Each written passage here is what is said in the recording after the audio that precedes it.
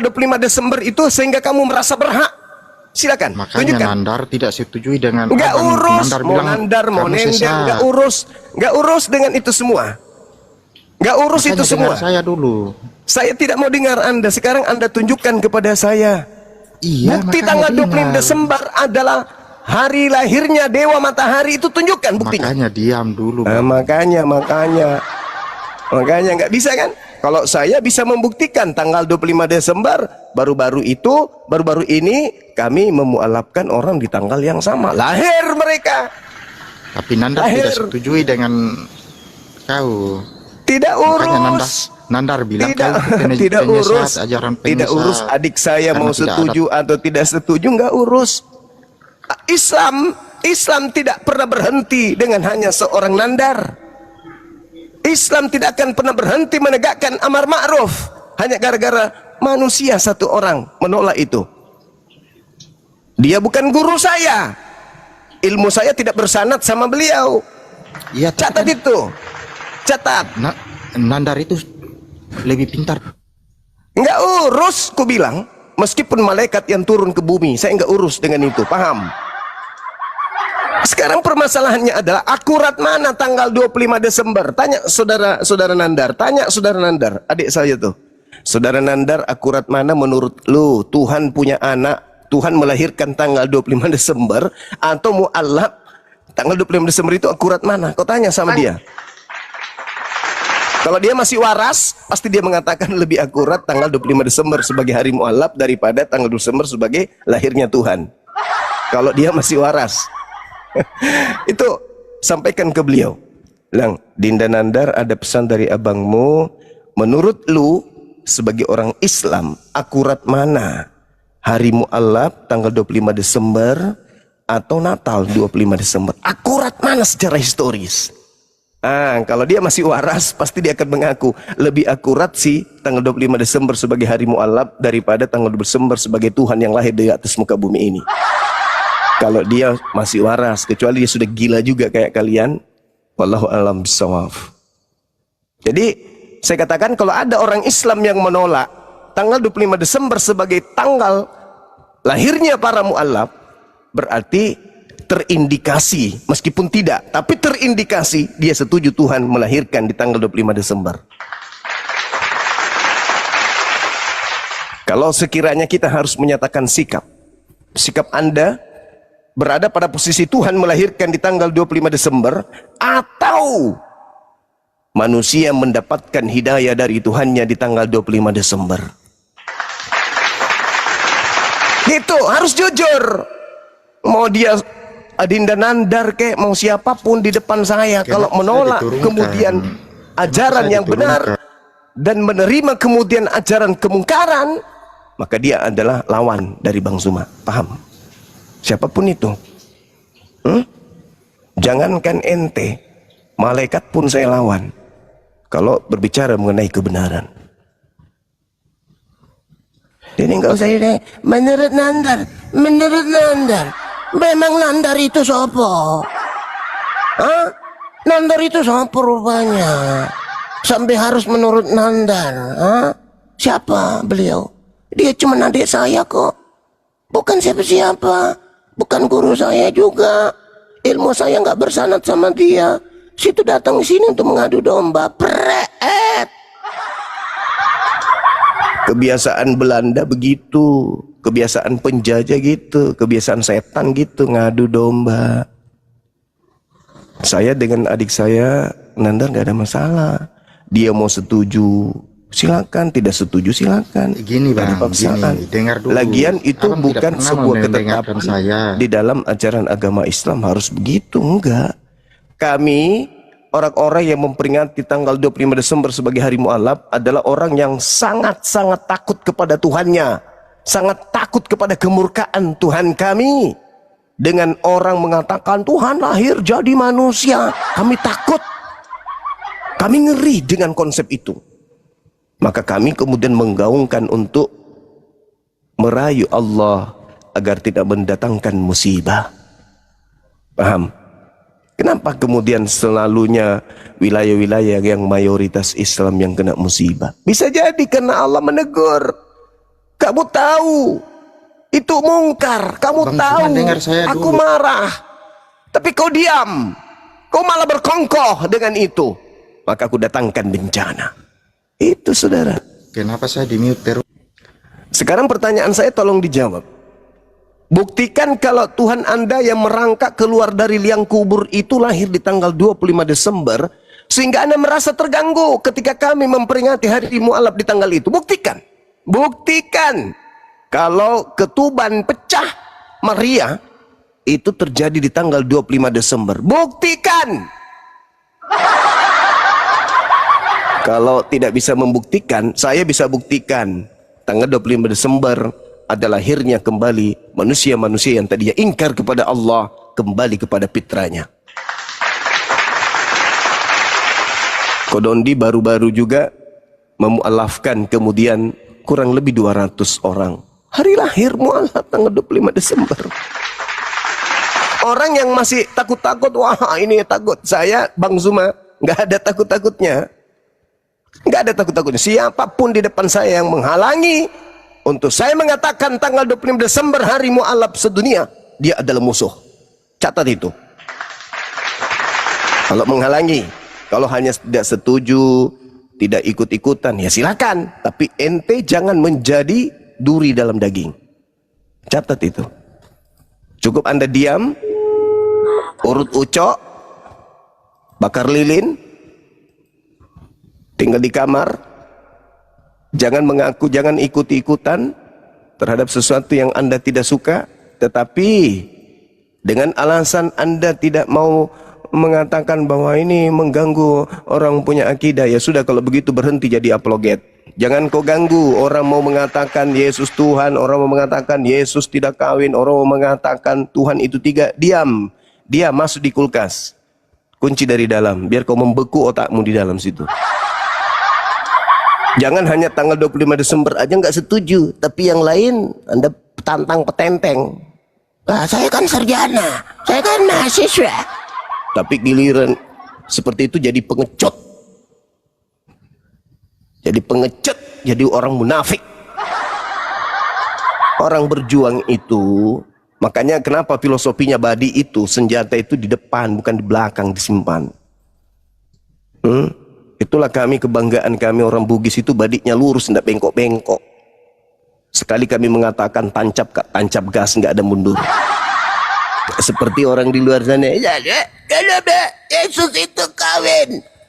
Ini buktinya. Loh, kau mengganggu stabilitas keyakinan orang. Kau sudah merusak tatanan akidah orang. Kamu sudah menancapkan kemudian satu hal yang tidak diterima dan tidak diyakini oleh agama lain. Tapi kalau giliran tanggal 25 Desember, kamu nggak setuju, itu melanggar, itu udah prak, munafik. Berhenti jadi apologet, berhenti. Jadi tukang masak jualan cilok di pasar, itu lebih mending. Di sisi lain kamu nggak setuju Tuhan menjadi ciptaan. Di sisi lain kamu nggak setuju kemudian Tuhan jadi manusia. Tapi kau menggaungkan hari itu sebagai hari yang tidak boleh diganggu. Apa namanya? Sementara kita yang memperingati ini tidak mengganggu. Kita yang menjalankan kemudian hari mualaf bukan mengganggu, bukan intoleran, bukan merusak tatanan kenegaraan, bukan kemudian merusak kemajemukan, tidak mengganggu bahasa, tidak mengganggu budaya, tidak mengganggu akidah. Tidak sama sekali. Buktinya berjalan lancar-lancar saja. Kita memperingati, kita salawatan, kita baca Quran, kita saling memperingatkan, amar ma'ruf nahi mungkar. Apa yang salah? Oh, saya nggak setuju kalau tanggal 25 Desember itu kita nahi mungkar. Pret. Jadi lu setujunya apa? Setuju ngintip mereka yang merayakan Tuhan lahir jadi bayi. Ada dua pilihan, antara setuju dengan tidak setuju. Kalau Anda diam, bukan berarti saya tidak setuju, bukan juga berarti saya setuju. Jangan-jangan ente jadi munafik. Karena ini berbicara mengenai akidah, Bung. Ini berbicara mengenai akidah. Jangan-jangan munafik. Sedikit lagi munafik. Kenapa? Musuh telah menggaungkan Allah menjadi manusia. Ente kemana pada saat itu? Katanya apologet Islam. Katanya memperjuangkan akidah Islam. Kemana ketika pencipta langit dan bumi yang kau sembah, yang konon kau imani maha suci lagi maha tinggi, dikatakan lahir menjadi manusia. Ente cuman diam doang. Jangan-jangan ente pendeta kan dah. Katanya nggak enak sama pendeta. Jangan-jangan munafik ente. Tuh, ini pernyataan sikap saya. Siapapun di depan saya yang menghalangi perayaan Hari Mu'allab sedunia, saya katakan Anda musuh. Menghalangi loh ya. Bukan tak setuju. Kalau tak setuju kan belum tentu menghalangi. Tapi kalau sudah menghalangi, menghembuskan kemudian keadaan-keadaan di mana tersentuh oleh pendengaran kami bahwa Anda adalah orang yang tidak setuju dan juga kemudian membantah dan melakukan perlawanan, maka saya katakan, singsingkan lenganmu, angkat celanamu, tenggakkan kemudian wajahmu, hadapi saya. Itu. Begitu saudara-saudara sekalian. Ingat, Hari Mu'allab bukan merusak kemudian tatanan bernegara. Hari Mu'allab bukan merusak rumah ibadah. Hari Mu'allab bukan merusak kerukunan antar umat beragama. Hari Mu'allab bukan merusak toleransi. Hari Mu'allab bukan merusak persaudaraan sebangsa dan setanah air. Hari Mu'allab justru adalah momentum kita saling menghargai. Ente merayakan kelahiran Tuhan ente, kami merayakan lahirnya saudara-saudara kami dari menuhankan anak manusia. Ini perkara akidah. Bukan main-main, bukan senda gurau, bukan pasang muka. Saya ini mahasiswa loh. Saya ini NRK logos. Enggak gitu, cara berjuang itu enggak begitu caranya. Luruskan lagi niatan. Saya kira begitu saudara. Jadi Hari Mu'allab sedunia itu harus digaungkan supaya orang-orang bisa memahami bahwa pencipta langit dan bumi itu tidak lahir menjadi manusia. Jangan diam ketika ada kemurkaan, minimal ngambil tindakan. Rayu pencipta, ya Rab, kami tidak masuk dalam golongan mereka. Kenapa kamu diam? Kami takut merusak hati perasaan saudara-saudara kami. Pret, tapi merusak kemudian apa yang Allah tanamkan, tancapkan sebagai akidah. Anda nggak takut? Anda nggak takut kepada Allah yang murka ketika dia dikatakan memiliki anak? Anda lebih takut kepada pemakan babi? Bercermin, posisi Anda ini apa? Orang beriman kah atau orang munafik?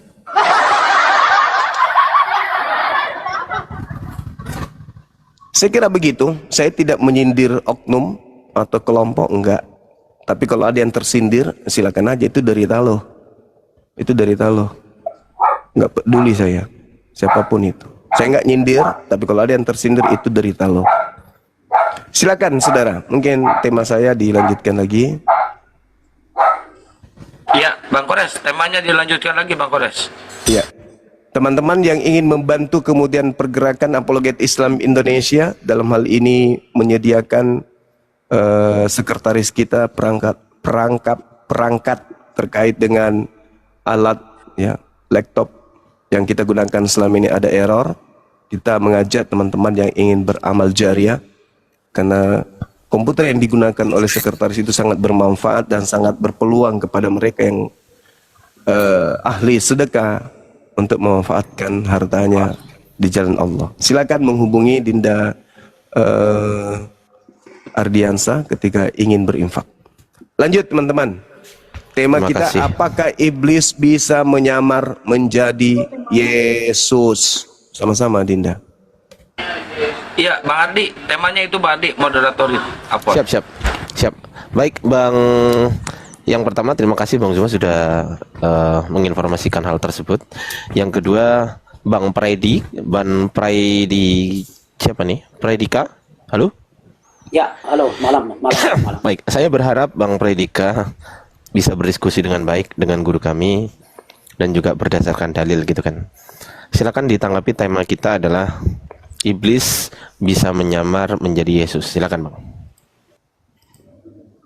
siapa yang menarasikan? Buat dulu narasinya dong. Masa saya? Baik. Anda kan punya konsep, ya udah narasikan lah. Yuk. Bismillahirrahmanirrahim. Al-Quran menyatakan di dalam surah Al-A'raf, Allah menjelaskan bahwasanya manusia itu ada yang pantas untuk sesat, ada yang pantas untuk mendapatkan kemudian petunjuk. Allah Subhanahu wa taala menjelaskan farikan hada wa farikan hakka alaihi muddalalah. Sekelompok manusia itu mendapat petunjuk karena mereka menggunakan akal, dan pantas sekelompok dari manusia itu menjadi sesat karena mereka tidak menggunakan akal. Innahum muttahasus syayatin awliya min dunillah wa yansabuna annahum muhtadun. Sesungguhnya mereka yang sesat ini menjadikan iblis sebagai pelindung selain daripada Allah. Mereka mengira bahwa mereka adalah orang-orang yang telah mendapatkan petunjuk. Lalu Allah mengatakan, wahai anak keturunan Adam, ya Bani Adam. Itu kata Allah tuh. Apa maksudnya seruan itu? Allah mengingatkan, jangan ente tertipu oleh iblis. Kama akhraja abawaikum minal jannah. Sebagaimana iblis telah menipu kedua orang tuamu, Hawa, Adam dan Hawa, dari surga. Menipu. Menganggap bahwa apa yang datang kepada mereka itu adalah kebaikan. Tapi sesungguhnya itu adalah kehancuran, kebinasaan. Iblis datang kemudian bertopengkan kebaikan. Tapi ternyata yang didatangkan adalah sebuah kebinasaan. Nah, hal yang sama ketika ada perintah, ya Bani Adam la yaftinannakum syaitan. Ini perintah kepada seluruh umat manusia. Yesus dalam skala prioritas kajiannya sebagai guru kepada kaumnya Bani Israel juga pernah menyeru. Apa kata Yesus? Waspadalah agar kalian jangan disesatkan. Oh ya? Ya, kenapa? Karena akan datang penyesat. Wow. Gimana ciri-ciri penyesat itu? Ciri-cirinya memakai namaku. Penyesat datang memakai nama Yesus Kristus, ya. Lalu Yesus Kristusnya menyesatkan banyak orang. Di mana itu tertulis? Matius 24 nomor 4, nomor 5. Ada dalil lain enggak? Lukas 21 nomor 8. Waspadalah supaya kamu jangan disesatkan. Sebab banyak orang yang datang dengan memakai nama aku dan berkata, akulah dia. Saatnya sudah dekat, jangan kau mengikuti mereka. Ada enggak dalil yang lebih fantastik daripada itu? Ada. Di mana itu tertulis? Di dalam kitab Wahyu 12 nomor 9. Apa yang tertuang di sana? Naga besar, yaitu si ular tua yang disebut iblis atau Satan, yang menyesatkan seluruh Aikomeno. Siapa itu Aikomene? Aikomene itu adalah kerajaan Romawi. Naga besar si ular tua yang disebut iblis atau Satan yang menyesatkan seluruh kerajaan Romawi yang dilemparkan ke bawah, dilemparkan ke bumi bersama-sama dengan para malaikat-malaikatnya. Kristen hadir di Indonesia ini bukan pangkalnya berasal dari kerajaan Belanda, bukan. Awalnya dari kerajaan Romawi. Dan ternyata dalilnya Wahyu 12 nomor 9, naga besar si ular tua yang disebutkan iblis atau setan yang menyesatkan seluruh kerajaan Romawi, lemparkan ke bawah. Dia dilemparkan ke tanah bersama-sama dengan para malaikat-malaikat iblis tersebut. Berarti kalau hari ini dikatakan mari kita menyembah kepada Kristus Yesus, apakah itu tidak sama dengan mengajak menyembah kepada iblis? Saudara Kristen lah yang sanggup untuk menjawab itu. Silakan.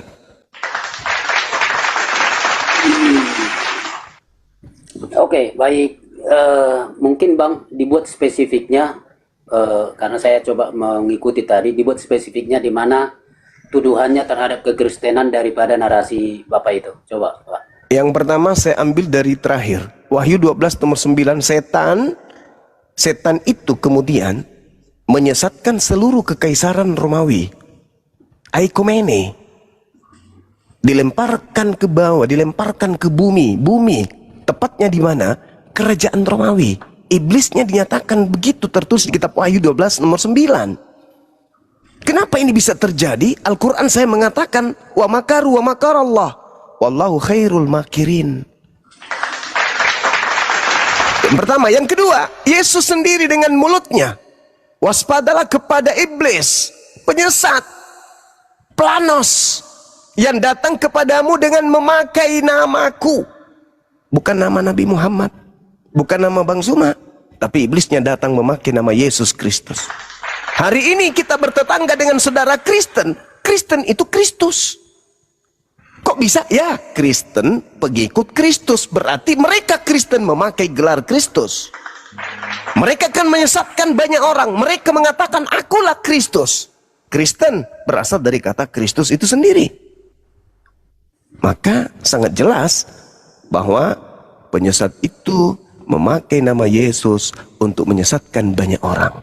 Agama mana yang menyebar ke seluruh dunia dengan memakai nama Yesus sebagai jajanan, sebagai jajaan, dan orang menjajakan kemudian keyakinannya, akidahnya menjadi Kristen karena Yesus yang dibawa-bawa oleh Barat sampai ke Nusantara. Apakah itu salah? Kalau salah, silakan. Yang benar seperti apa? Dan tolong Anda jawab kepada saya, apakah betul iblis bisa memakai nama Yesus untuk menyesatkan banyak orang? Silakan. Oke, baik, terima kasih. Walaupun sebenarnya begini, di dalam bagian awal pernyataan Bang Zuma saya setuju bahwa memang bisa datang penyesat. Makanya tadi saya menunggu adakah tuduhan asli langsung begitu ya dari pernyataan itu kepada kekristenan. Nah, itu sebenarnya saya tunggu. Tapi soal akan adanya muncul nabi-nabi palsu, penyesat-penyesat itu ya. Nah lalu soal pengutipan ayat Pak Zuma ya, dimulai dari Matius pasal yang ke-24. Matius pasal 24 itu lahir, muncul dari pertanyaan murid-muridnya. Jadi ayat yang ketiga, jadi ada pertanyaan murid-muridnya begini. Ketika Yesus duduk di atas bukit Zaitun, datanglah murid-muridnya kepadanya dan bercakap-cakap sendirian dengan dia dan kata mereka, katakanlah kepada kami bila manakah itu akan terjadi dan apakah tanda kedatanganmu dan tanda kesudahan dunia. Artinya, jadi yang ditanyakan para murid adalah sesuatu yang akan terjadi sebagai tanda-tanda di saat menjelang kedatangan Kristus atau juga dalam kesudahan dunia. Jadi bukan sekarang, Bang. Apalagi tuduhannya mulai dari Roma atau mulai cikal bakal gereja. Jadi tidak tepat ayat itu, karena ayat itu muncul sebagai jawaban terhadap pertanyaan murid-murid saat-saat menjelang akhir zaman kedatangan Yesus dan kesudahan dunia. Jadi tidak bisa itu dikatakan sekarang. Itu pertama. Kedua, lalu pakai ayat yang di dalam Wahyu. Wahyu pasal yang ke-12 ayat yang ke-7 itu mulai ya. Nah, baru ayat yang ke-9. Nah, perhatikan, Wahyu itu sebenarnya kitab tentang akhir zaman, ya, apokaliptik. Nah, lalu kalau Bapak muncul mulai dari ayat 1 itu sudah muncul di sana naga itu, ya. Jadi muncul naga itu, lalu dia mengejar-ngejar perempuan. Lalu perempuan itu pada akhirnya bersembunyi. Nanti boleh belajar sendiri.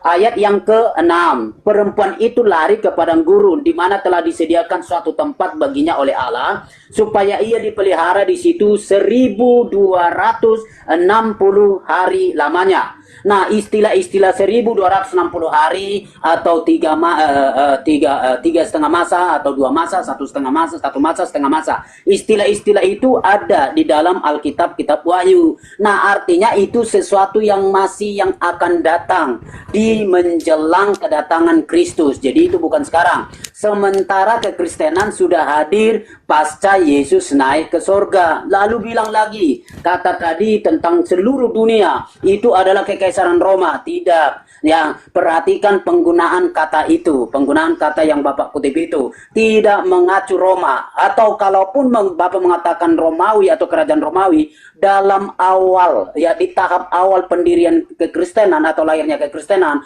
justru Romawi itu adalah kerajaan yang secara masif untuk menenggelamkan kekristenan, bukan sebagai kolaborasi atau iman Kristen lahir dari kerajaan Romawi. Tidak, justru kekristenan yang ditekan oleh para kaisar-kaisar. Jadi begitu. Nah, artinya pernyataan Bapak, kalau itu mengacu kepada Kristen, sorry, jauh dari teks ayat, konteks ayat, maupun dari historis. Makasih. Oke.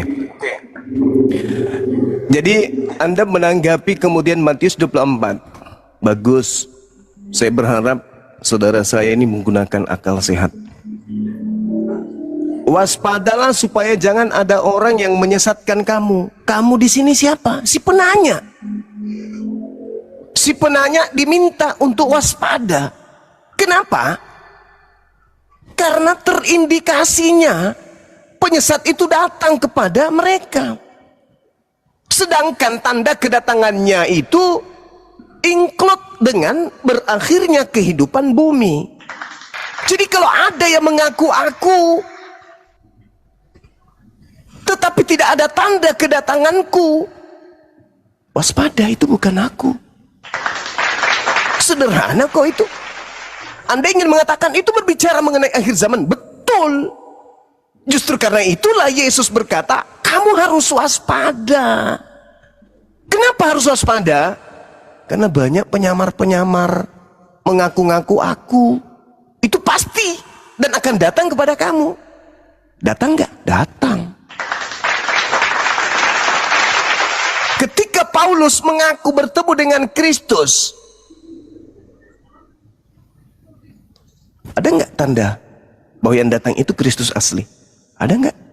Tidak ada. Nasihat Yesusnya apa? Percaya atau jangan percaya? Ya jangan percaya. Sederhana bukan? Ketika dikatakan bahwasanya murid di Bukit Zaitun bertanya kepada sang guru ditanya, guru apa tanda kedatanganmu? Tanda kedatanganku apa? Itu dijawab. Apa tanda kedatanganku?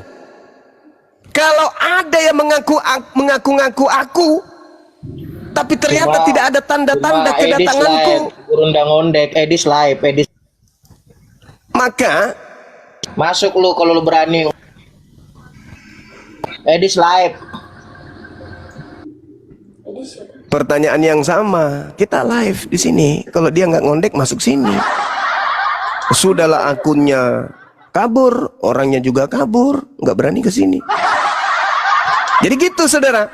Yesusnya yang berkata waspadalah supaya jangan ada orang yang menyesatkan kamu. Kamu itu siapa? Orang yang hidup di akhir zaman? Bukan. Tapi orang yang hidup di zaman Yesus.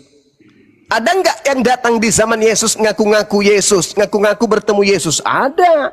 Yang mana itu? Akulah Yesus yang kau aniaya. Nah, ada nggak tanda-tanda kedatangan Yesus pada saat makhluk itu datang? Ada nggak? Tidak ada kan? Nggak ada. Nasihat Yesusnya apa? Percaya atau jangan percaya? Lawong jangan percaya. Makanya setelah kemudian, sabar sedikit lagi, setelah makhluk ini datang kepada Paulus, apa kata Paulusnya? Taurat itu sampah, firman Tuhan itu sampah, aturan-aturan yang datang kepada Musa tadinya kuanggap benar itu ternyata sampah, tinja, kotoran. Hukum Taurat itu tidak benar. Hukum Taurat itu tidak ada yang dibenarkan karena menjalankan hukum Taurat. Akibat apa ini? Sampai Paulus begitu. Akibat kedatangan makhluk yang mengaku Yesus. Lalu setelah kemudian dia didatangi makhluk ini, kemana arah rimbah pengajarannya?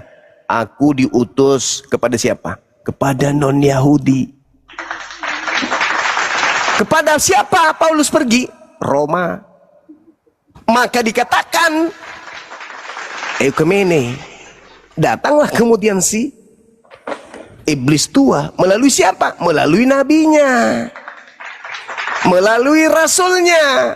Iblis itu datang untuk apa? Menjadikan kekaisaran Romawi sebagai pondasi awal penyesatan dunia. Coba Anda pikirkan, kenapa Kristen dan Yahudi hari ini bertentangan? Bertentangan tentang Tuhan, bertentangan tentang kitab, bertentangan tentang agama, bertentangan tentang prosesi ibadah, pertentangan jumlah Tuhan, pertentangan. Ada apa? Ada apa? Kenapa enggak satu rumah ibadah? Kenapa enggak satu Tuhan mereka? Kenapa enggak sama prosesi ibadahnya? Ya karena itu tadi, ada yang nyamar-nyamar jadi Yesus. Yesus sendiri. Makanya tema kita, bisa nggak iblis nyamar menjadi Yesus? Bisa. Kata siapa? Kata Yesus. Waspadalah kepada penyesat yang datang kepadamu memakai namaku dan berkata, akulah Kristus. Penyesatnya memakai nama siapa? Yesus. Bergelar apa? Kristus. Lengkapnya nama penyesat ini siapa? Yesus Kristus. Hari ini pengikut Yesus Kristus siapa? Yang bukan Yahudi. Kristen. Tolong tunjukkan kepada saya pengikut Yesus Kristus yang iblis. Kalau bukan Kristen, saya tunggu. Silakan. Oke, baik, Bang Zuma, terima kasih. Lagi. Sama-sama. Ya, oke, lagi ya Pak ya. Jadi Bapak tetap bawa Matius pasal yang ke-24. Nah, kalau Bapak baca secara utuh bagian pasal itu, jadi tanda-tanda kedatangannya itu yang Bapak tadi akan muncul atau tampil, akan ada orang datang memakai namaku, itu satu. Kedua, akan ada deru perang, ada kabar perang, dan akan bangsa bangkit melawan bangsa, kelaparan dan segala macam, penyakit dan segala macam. Nah, lalu ayat 21 begini. Sebab pada masa itu akan terjadi siksaan yang dahsyat, seperti yang belum pernah terjadi sejak awal dunia sampai sekarang, dan yang tidak akan terjadi lagi. Yang artinya di masa yang akan datang itu akan ada sebuah siksaan, ada sebuah derita yang begitu maha dahsyat, bahkan penderitaan itu seperti yang belum pernah terjadi di zaman-zaman sebelumnya. Itulah masa yang dimaksudkan itu, Pak. Nah, jadi jangan tarik di masa sekarang atau di masa gereja awal itu, ndak. Ya, nah lalu jadi dari situ kita bisa memahami, oh ternyata ini betul di masa yang akan datang. Jadi akan terjadi dulu siksaan yang maha dahsyat itu loh. Nah, oke. Kemudian tadi Bapak masuk itu soal yang tampil kepada Paulus. Oke ya. Jadi begini,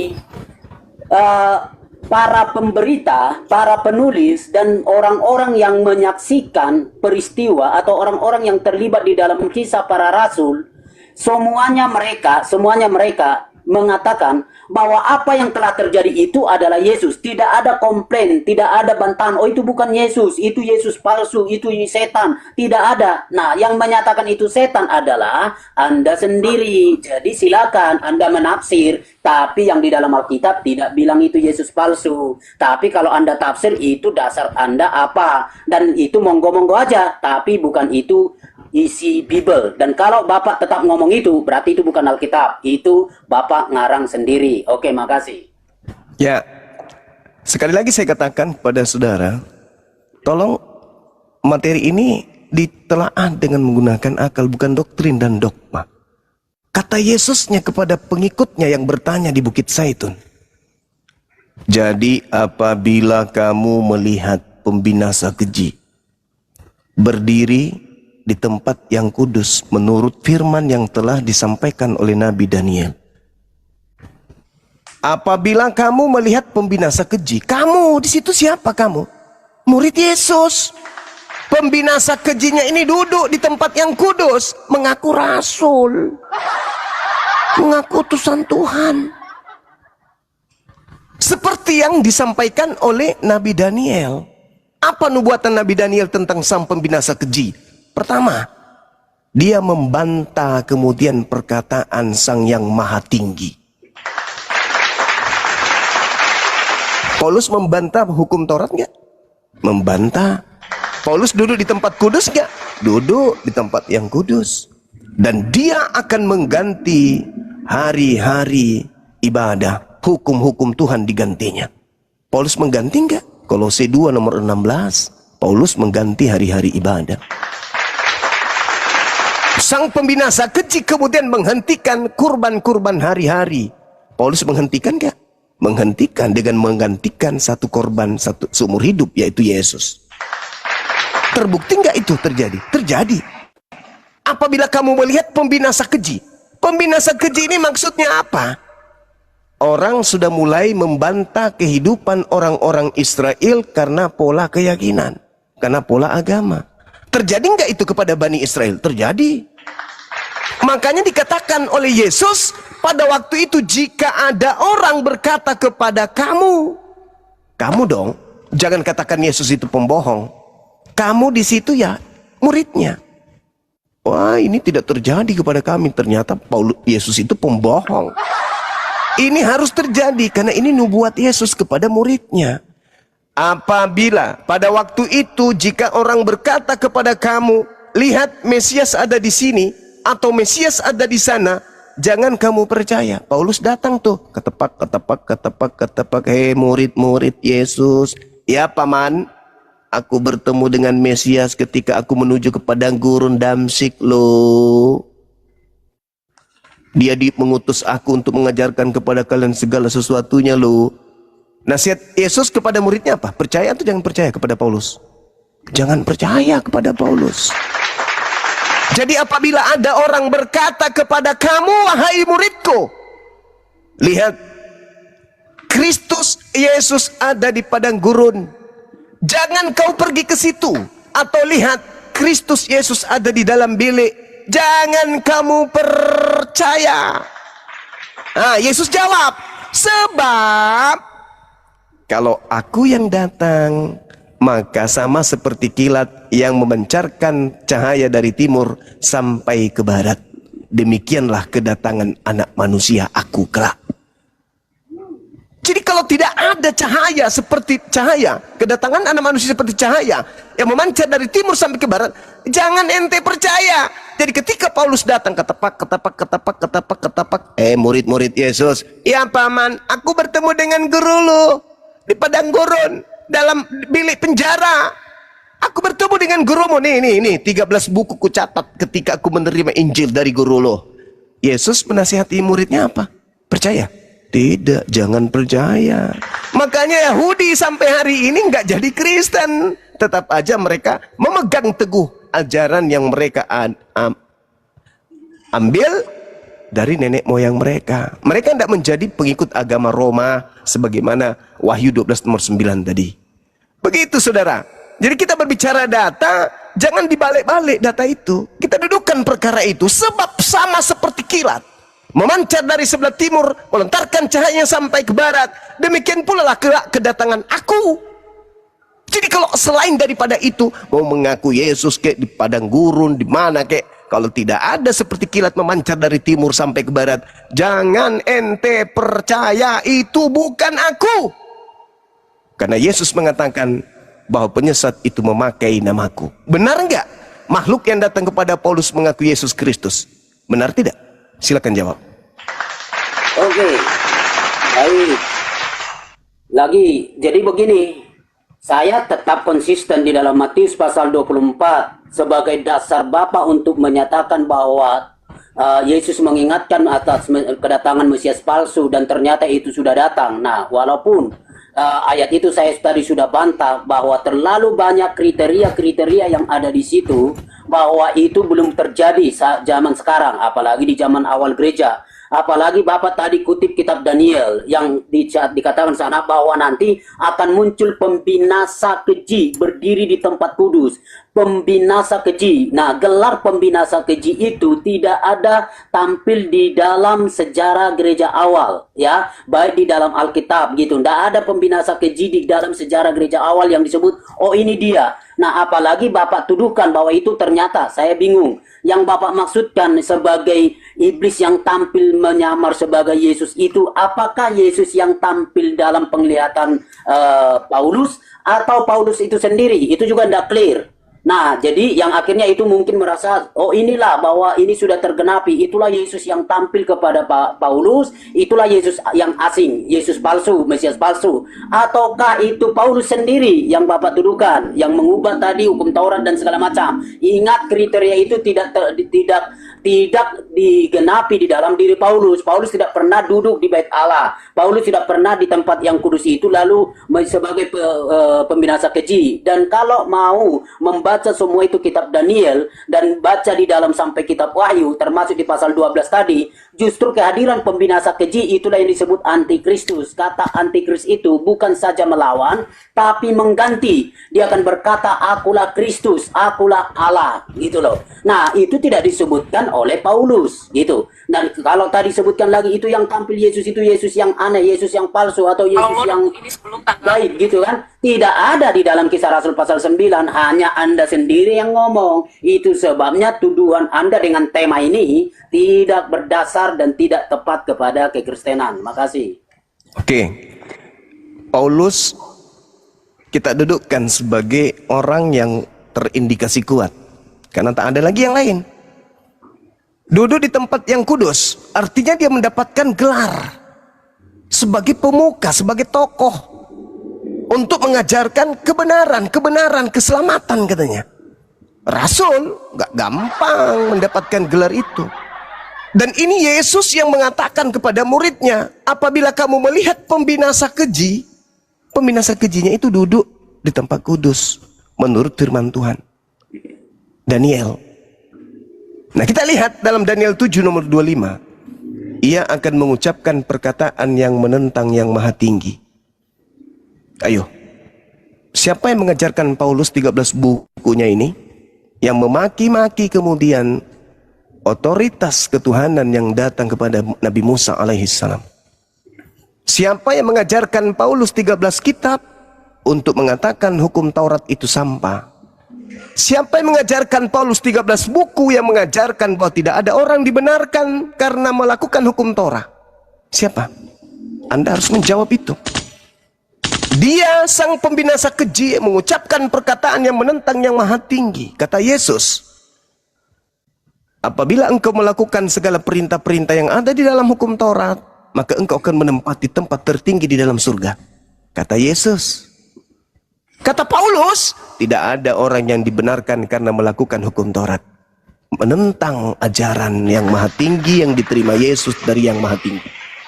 Akan menganiaya orang-orang kudus milik yang maha tinggi. Siapa pelaku penganiaya murid-murid Yesus? Dia berusaha mengubah waktu dan hukum. Siapa yang berusaha mengubah bahwa hukum Torah itu sudah tidak berlaku lagi dengan matinya Yesus di atas tiang salib? Efesus 2 nomor 15. Siapa itu? Bukankah itu Paulus? Kalau bukan Paulus, lalu siapa, saudara?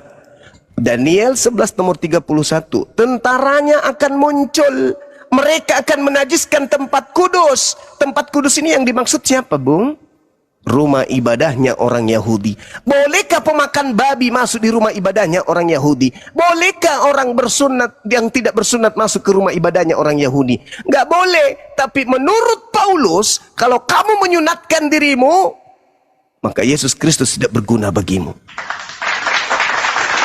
Lalu sang pembinasa keji ini menghapuskan korban sehari-hari. Siapa yang menggantikan korban binatang menjadi korban manusia?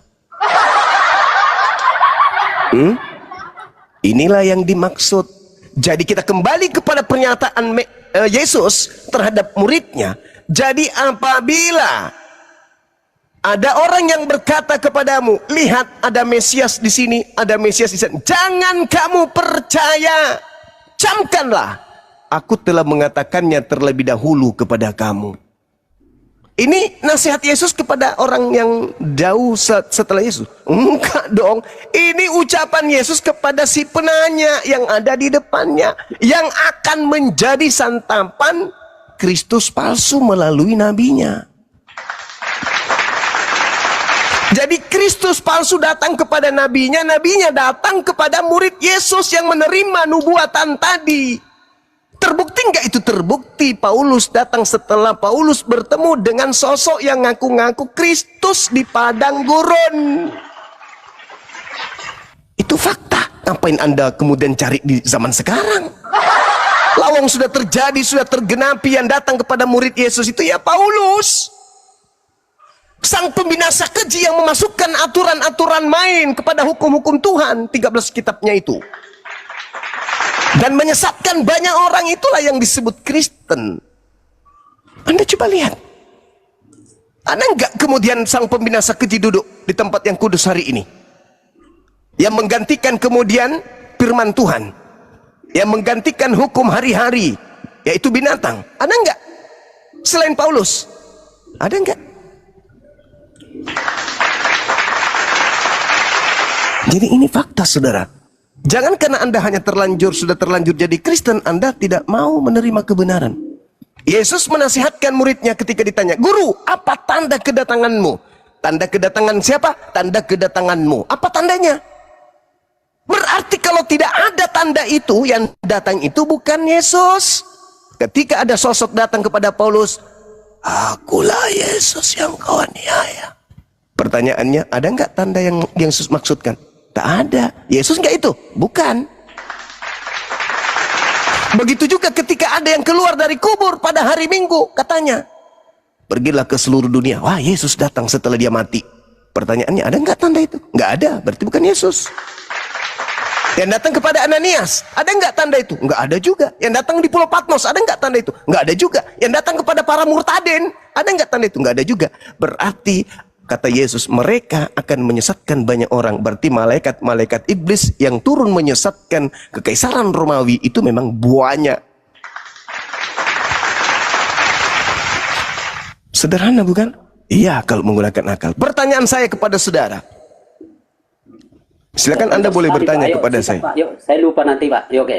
Ya, pertanyaan saya kepada saudara, apakah kemudian ada informasi baru tentang adanya guru murid-murid Yesus datang kepada di luar daripada 12 murid tersebut? Ada nggak orang yang datang kepada mereka mengaku bertemu dengan guru mereka di luar dari 12 orang ini? Silakan. Oke, baik. Aduh, terlalu panjang Pak, banyak. Saya juga jadi bingung jawabnya ya. Jadi begini, pertama, oke, Bapak sudah mengeliminir, artinya ternyata yang Bapak tuduhkan itu adalah Paulus, ya kan? Sebagai Yesus yang, sebagai penyesat yang memakai nama Mesias atau nama Kristus atau nama Yesus itu adalah Paulus. Ya, ternyata Bapak tidak berani mau mengatakan itu adalah Yesus tadi, kan?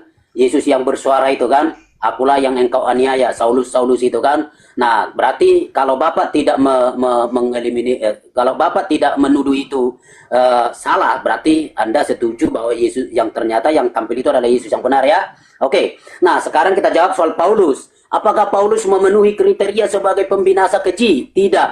Nah, lagi pembinasa keji itu akan muncul dan tampil menurut baik itu Daniel maupun di dalam Matius, dia harus duduk di bait Allah.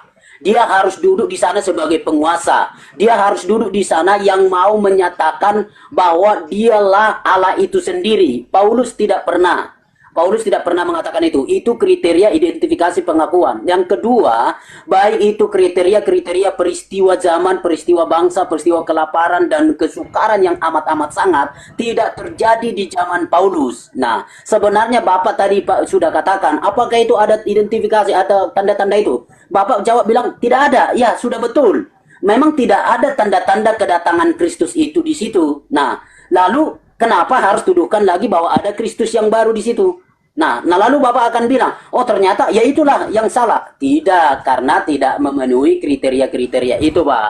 Jadi itu tetap jawabannya. Nah, kemudian soal Paulus mau mengubah, seolah-olah mau mengubah pola-pola ibadat perjanjian lama dan segala macam. Oke, itu betul. Paulus mengakui itu dengan baik di dalam Roma pasal yang ke-5, pasal yang ke-6.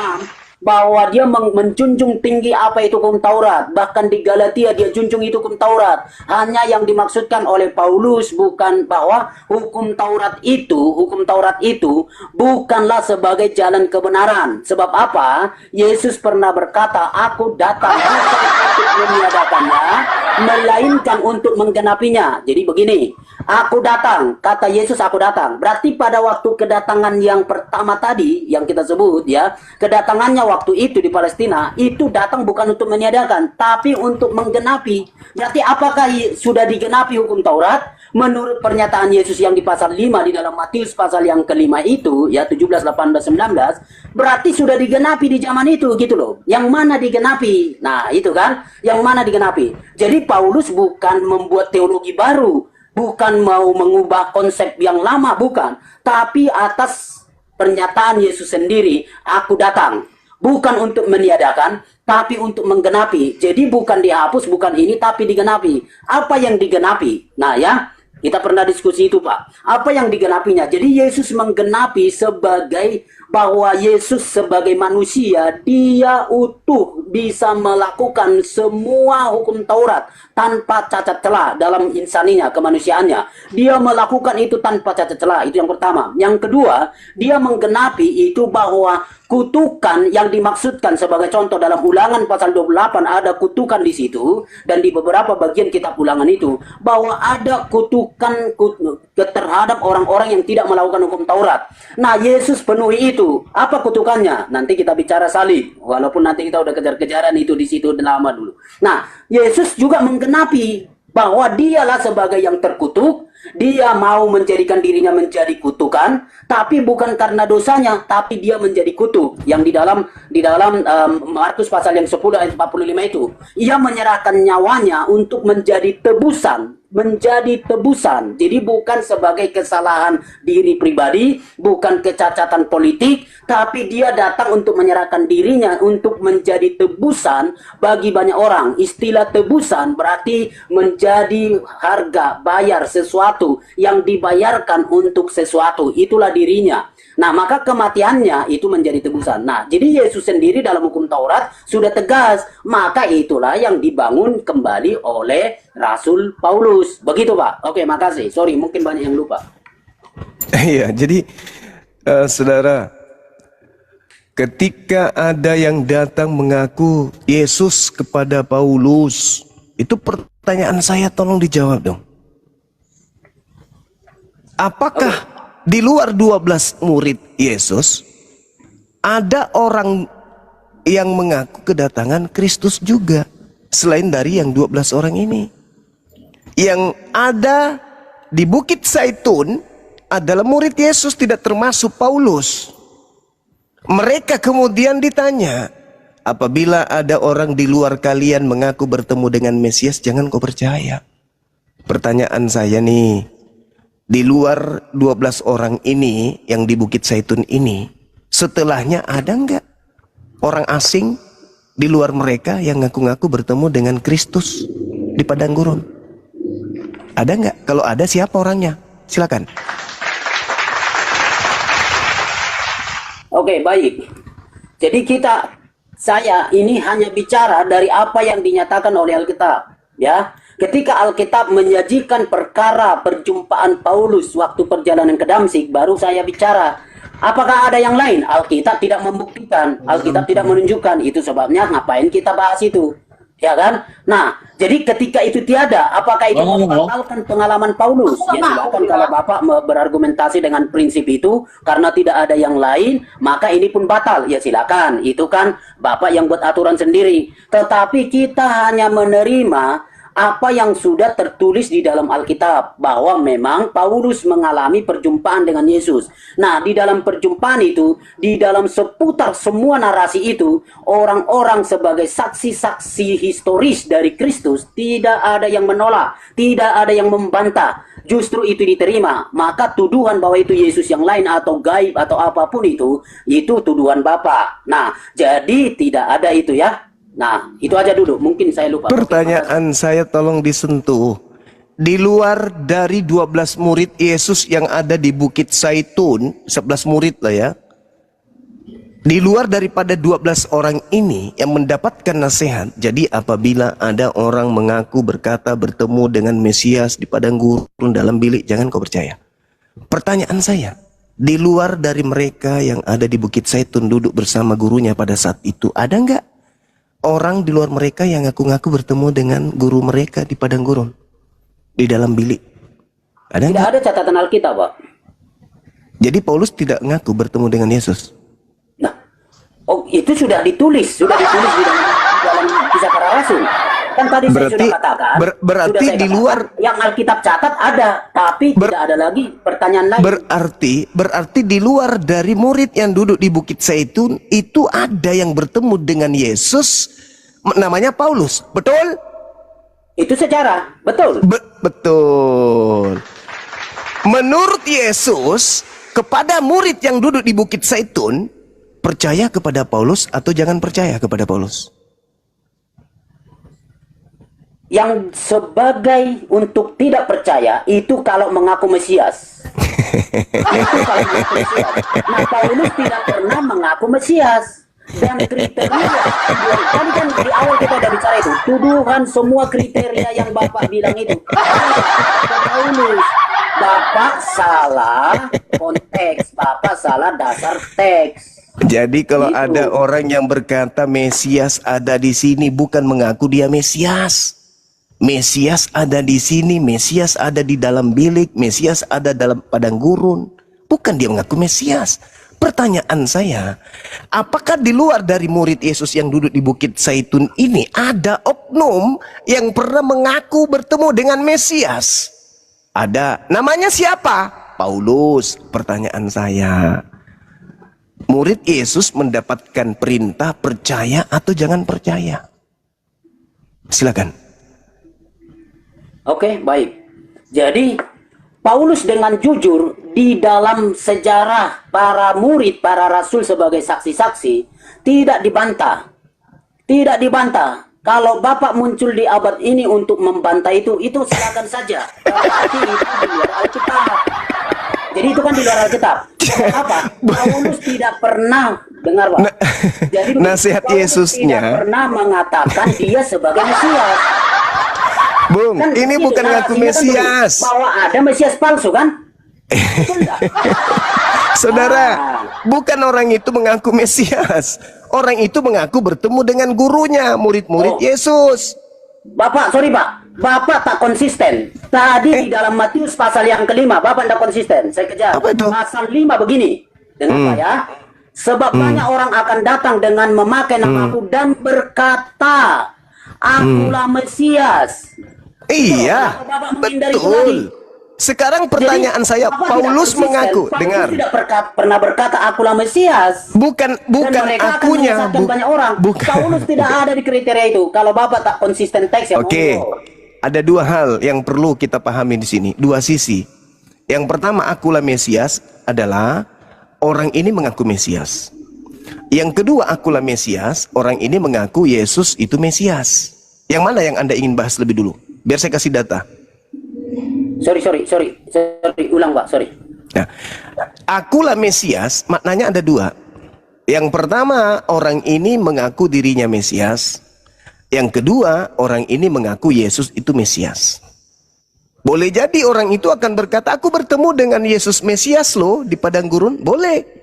Boleh juga orang itu mengaku, aku ini Mesias. Boleh. Dan dua-duanya adalah penyesat.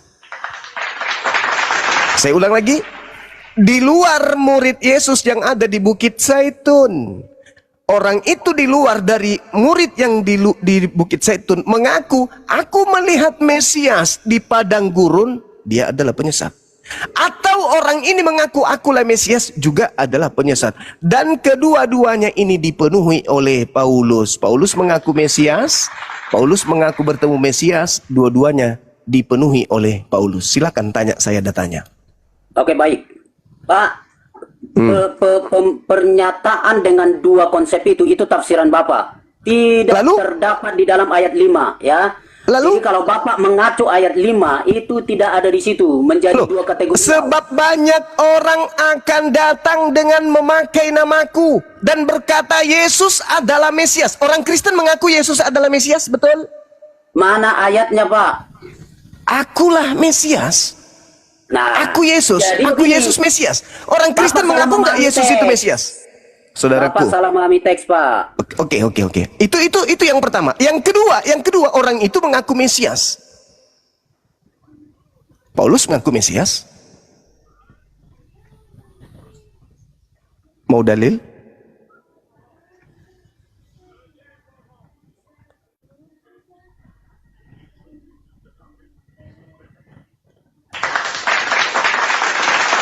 Jangankan mengaku Mesias, Paulus bahkan mengaku sebagai Bapa di dalam Yesus Kristus. Ini fakta, ini real. Memang berat karena Anda sudah terlanjur jatuh cinta dengan agama saudara yang mengenakkan itu. Tapi kalau kita buka kaji data, ingat di awal saya sudah mengawali dengan bacaan ayat suci Al-Quranul Karim.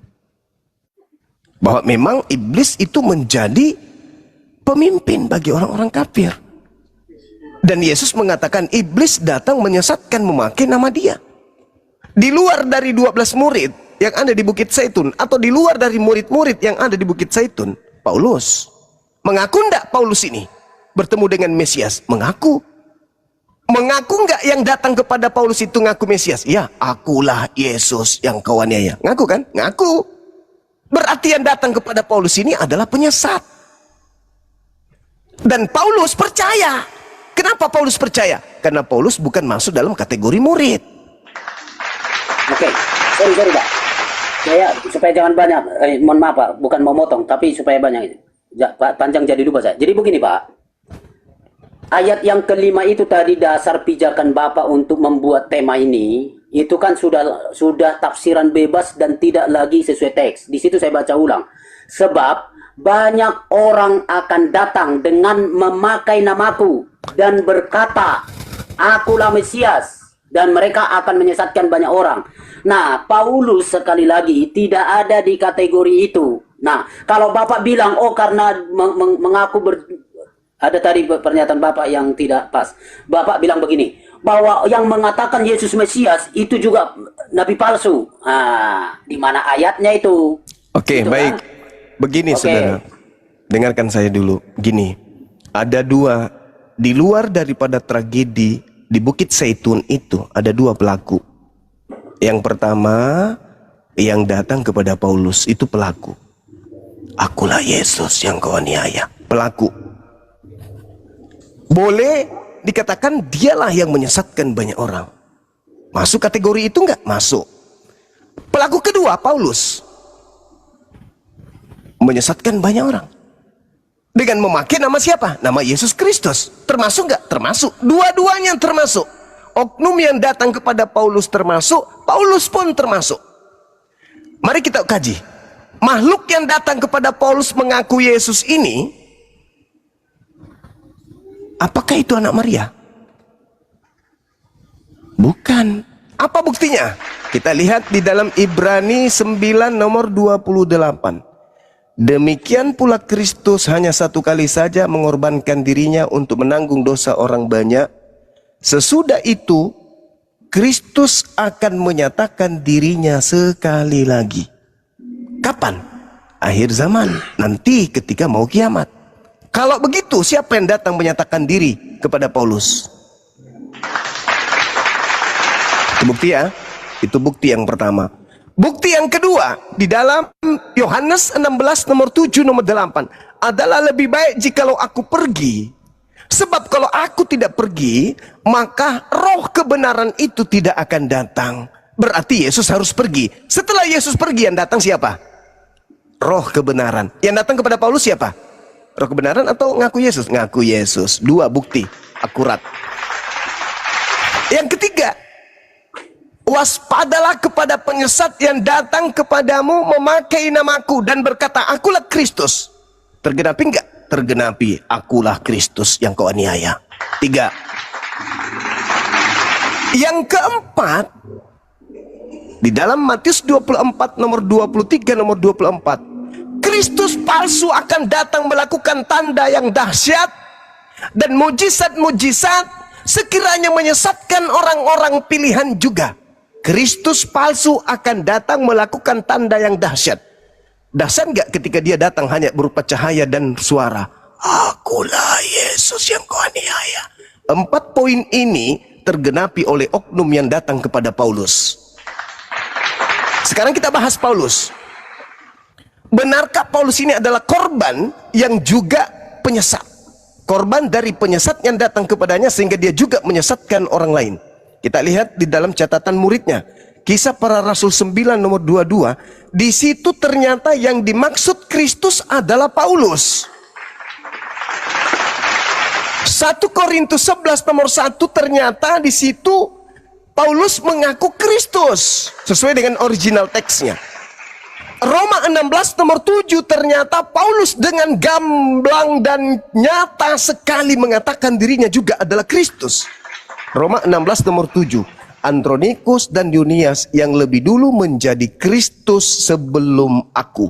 Dan pengikut Paulus pun, jadi Kristus palsu datang kepada Paulus, Paulus juga mendapatkan pengikut namanya Kristen. Ternyata para Kristen ini juga adalah Kristus. Terang dijelaskan dalam Galatia 3 nomor 27, Kristen memakai Kristus.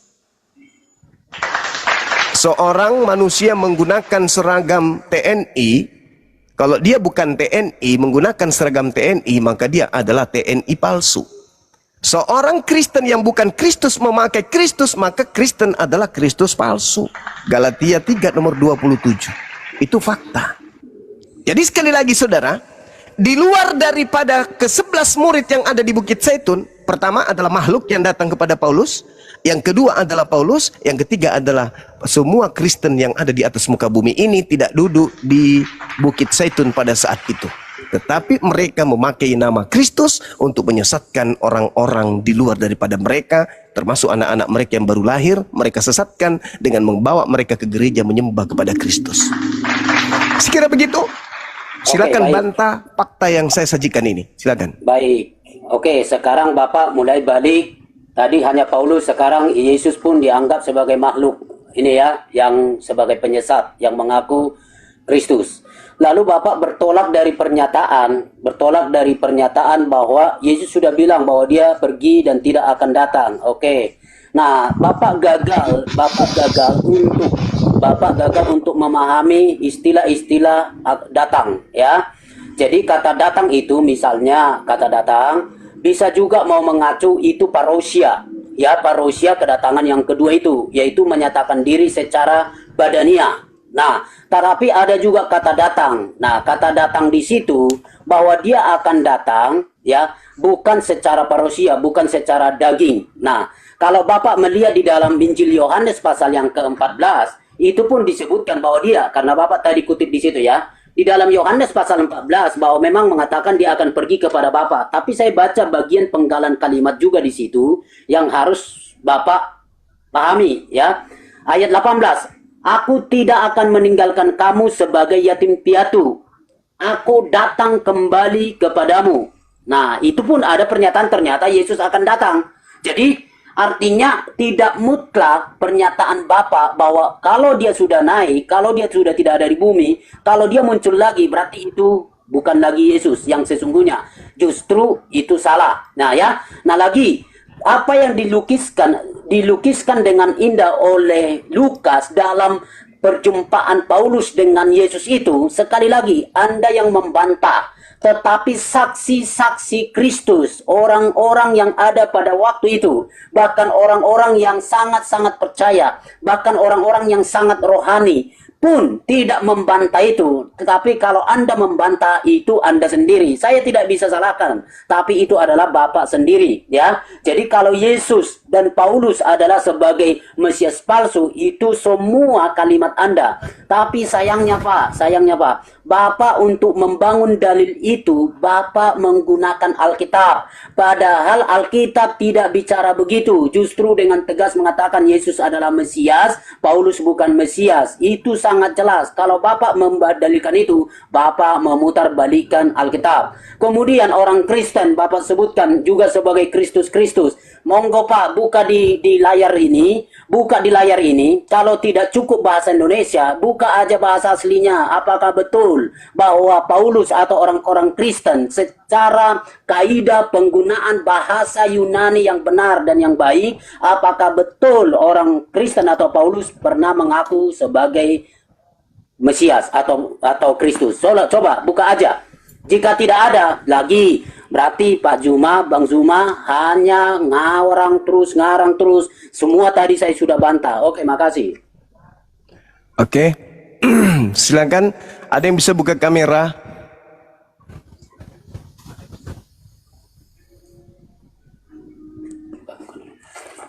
Ya, Ahi Ardi, tapadol Ahi Ardi.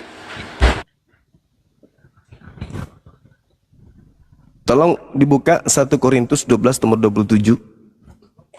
Kamu semua adalah tubuh Kristus dan kamu masing-masing adalah anggotanya. Anggota TNI adalah TNI. Anggota Polri adalah Polri. Silakan. Ya, silakan. 1 Korintus 12 nomor 27. 1 Korintus 12:27 ya Gurunda ya. Ya. Kok nggak masuk sih? Cek. Mana? 1 Korintus 11:27.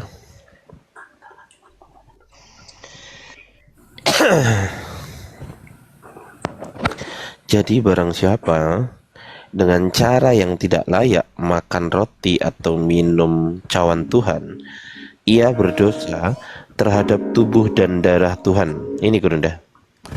1 Korintus 12:27. Oh, sorry. 12. Ya. Mohon maaf Gurunda. Kamu semua adalah tubuh Kristus dan kamu masing-masing adalah anggotanya. Masya Allah. Luar biasa. Anggota TNI kan? Anggota Polri, anggota Kristus ya Kristus. Itu yang satu. Kemudian kita lihat di dalam Kisah Para Rasul 9 nomor 22. Silakan dibuka Dinda. Ada Siap, beberapa data siap. yang kita akan sajikan di sini. Siap abangku. 9:22. Siap abang. Kita buka dulu bentar.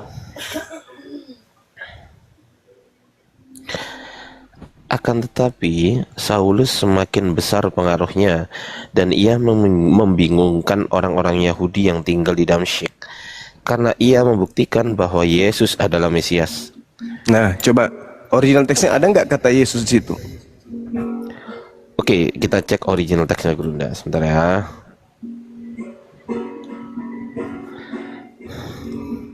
(9:22).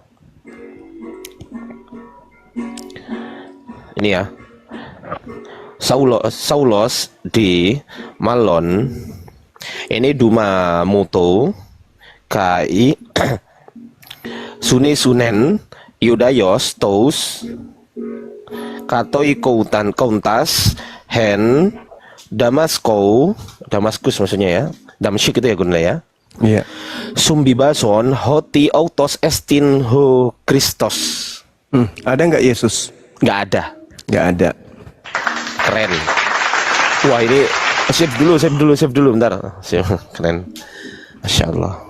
Jadi Lanjut, yang, Gunda. Lanjut. Jadi yang diceritakan sini adalah Saulus yang pengaruhnya besar, yang membingungkan orang-orang Yahudi yang tinggal di Damsyik karena ia membuktikan kalau ya dirinya sendiri itu adalah Kristus.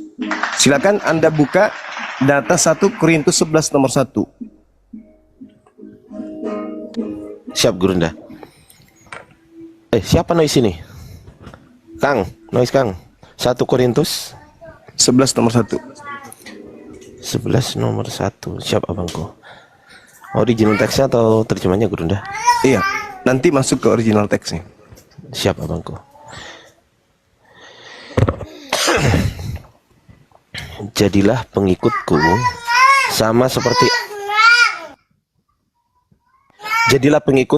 seperti aku juga menjadi pengikut Kristus. Waduh, mantap. Coba original teksnya. Ada nggak pengikut, kata pengikut?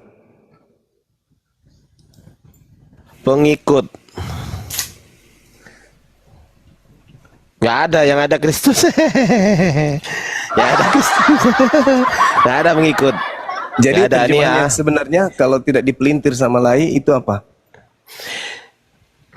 Mimetai mau ginesti apa ini? Katos kagu Kristo. Ini kalau nggak dipelintir berarti ya teladani aku sebagaimana aku Kristus.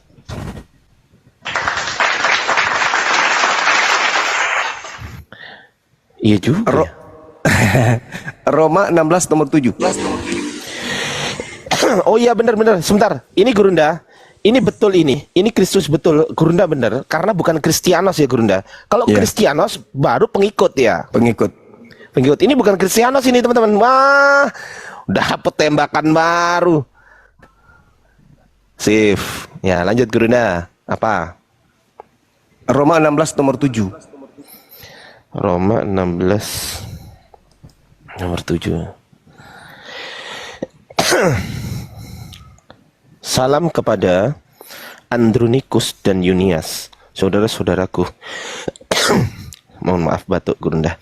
Sebangsa yang pernah dipenjarakan bersama-sama dengan aku, yaitu orang-orang yang terpandang di antara para rasul dan yang telah menjadi Kristen sebelum aku. Waduh, nah ada Kristen Gurunda.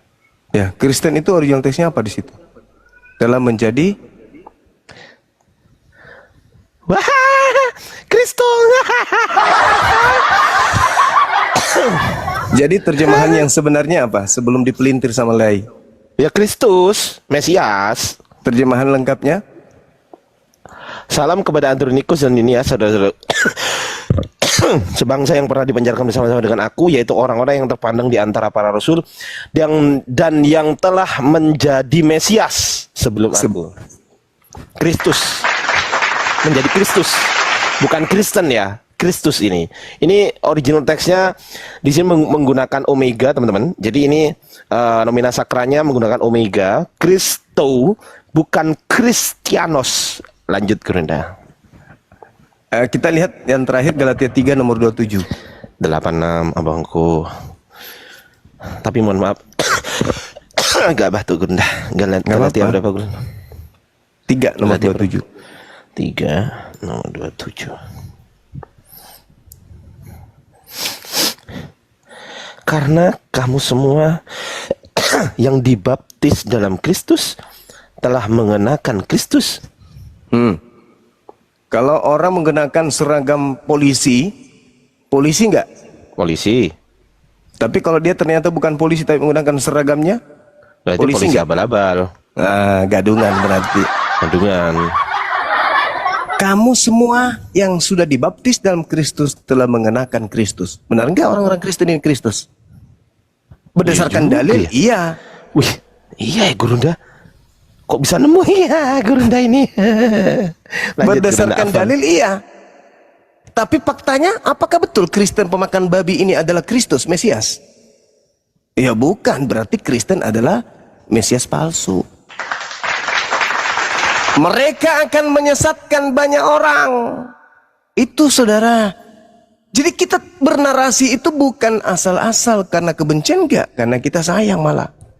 Jadi sekali lagi saudara Freddy, bahwasanya ketika Yesus mengatakan kepada muridnya yang ada di Bukit Zaitun, agar mereka waspada kepada orang di luar mereka murid-murid, yang harus diwaspadai ada 3. Yang pertama adalah makhluk yang datang kepada Paulus, yang kedua Paulus itu sendiri, dan yang ketiga adalah Kristen. 3 kelompok ini yang harus diwaspadai oleh murid-murid Yesus. Seperti itu. Silakan Anda bantah kalau masih punya daya.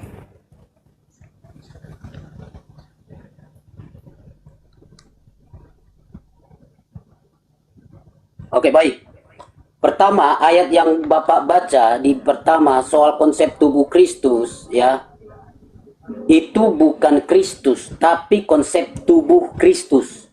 Jadi di dalam pernyataan Alkitab banyak menggunakan tubuh Kristus dan kita menjadi anggota tubuh Kristus, ya. Jadi bukan anggota Kristus. Kenapa Bapak membuang kata tubuh? Gitu ya. Di ayat yang pertama itu. Oke, yang ada di dalam Kisah Para Rasul itu tidak mengacu kepada Paulus. Kata Paulus pun tidak ada di situ. Kalau Bapak mau mengatakan itu adalah Paulus, berarti Bapak juga memaksakan itu. Tetapi konteksnya sudah membuktikan bahwa yang diberitakan oleh Paulus khusus di pasal 9 di dalam Kisah Para Rasul itu justru dia menjelaskan tentang Kristus. Di dalam semua pemberitaan dia pun di dalam seluruh Kisah Para Rasul, bahkan di dalam semua surat-suratnya, bahwa dia mau menyatakan bahwa Kristus itu adalah Mesias. Jadi kalau Bapak mau mengatakan bahwa Pauluslah sebagai Kristus, Bapak memaksa ayat di situ. Oke. Kalau ketiadaan kata Iosou di sana, ada di sana kata ganti. Jadi kata ganti yang ada di sana tidak mengacu kepada Paulus dan tidak ada kata Paulus juga di situ. Nah, saya kira itu. Maka yang lain-lain pun sama, bahwa penggunaan kaidah bahasa Yunani pun Bapak itu tidak sedang menyatakan sebagai kata benda. Mau menyatakan bahwa Paulus sedang menyatakan kita adalah Kristus, saya adalah Kristus. Itu sebabnya terjemahan LAI dengan kaidah bahasa penterjemahan kaidah bahasa Yunani sudah tepat bahwa itu mengacu, bukan menyatakan bahwa jemaat adalah Kristus. Dari gereja mula-mula, bahkan gereja mula-mula, bukti-bukti historis, bahkan sampai sekarang ini, tidak ada pengakuan apapun yang menyatakan bahwa orang Kristen adalah Mesias, bahwa orang Kristen adalah Kristus, bahwa mereka adalah Mesias palsu. Itu tidak ada. Semua itu hanya tafsiran dari Bang Juma. Itu saja. Oke, makasih. Saya sudah sajikan data. Kalau Anda mengatakan itu tafsir, ya silakan aja. Justru Anda yang menafsir, bukan saya. Silakan, Dida.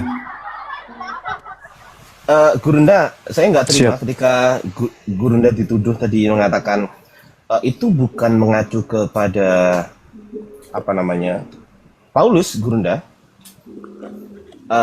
Izin Bang Friday, boleh Oke, baik. disimak di sini. Kago ini artinya apa, Bang?